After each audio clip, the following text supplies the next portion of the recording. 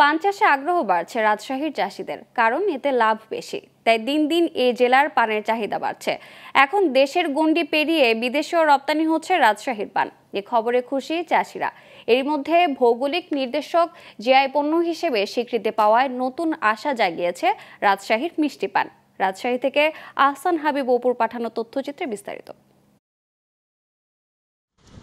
রাজশাহীর মোহনপুর, বাগমারা, দুর্গাপুর, চারঘাট ও পুঠিয়ায় চাষ হচ্ছে এই মিষ্টি পান। আর এই পানের চাহিদা দিন দিন বাড়ছে সারা দেশে। অথচ কয়েক বছর আগে এইসব এলাকায় পান চাষ শুরু হয়, আর পানের ন্যায্য দাম পেয়ে খুশি চাষিরা। গেল বছর 31শে আগস্ট রাজশাহীর মিষ্টি পানকে জিআই পণ্য হিসেবে স্বীকৃতি দেয়ায় এ জেলায় পান চাষের বৃদ্ধির সম্ভাবনা আরও বেড়ে গেছে। এদিকে প্রতি শনিবার ও বুধবার রাজশাহীর মোহনপুরে বসে পানের হাট।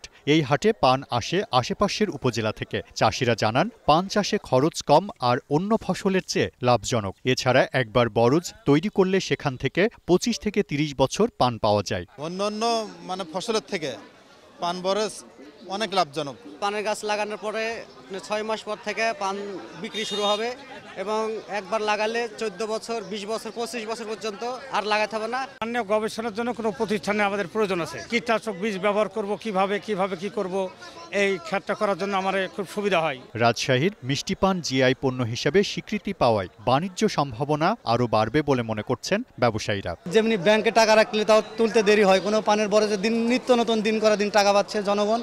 আর বিদেশে যাওয়াতে আমার পানের দামও খুব বাজারে বেশি। এতে আমার কৃষকের বা বর খেতালেরও ভালো, ব্যবসায়ীদেরও ভালো। এদিকে গবেষকরা বলছেন, পান হতে পারে রাজশাহী অঞ্চলের প্রধান অর্থকারী ফসল। এজন্য প্রয়োজন উন্নত সংরক্ষণ পদ্ধতি ও গবেষণা। রোগবালাই বিভিন্ন রকমের সমস্যা আছে, এগুলো সমাধানের জন্য যে গবেষণা প্রতিষ্ঠান দরকার সেটা কিন্তু নাই আমাদের উত্তরাঞ্চলে। বিশেষ করে রাজশাহীতে যেমন আম লিচু বিখ্যাত, কিন্তু আম লিচু রপ্তানি করে বা বিক্রি করে যে প্রফিটটা আসে তার চেয়ে কিন্তু বেশি বেনিফিট কৃষকরা পান থেকে পাচ্ছে। ঠিক তেমনিভাবে পানের উন্নয়নের জন্য একটা গবেষণা প্রতিষ্ঠান অতি জরুরি বলে আমি মনে করি। রাজশাহীতে প্রায় 4000 হেক্টর জমিতে পানের বরজ আছে, আর পান চাষে যুক্ত প্রায় 40,000 কৃষক। Global television, news desk.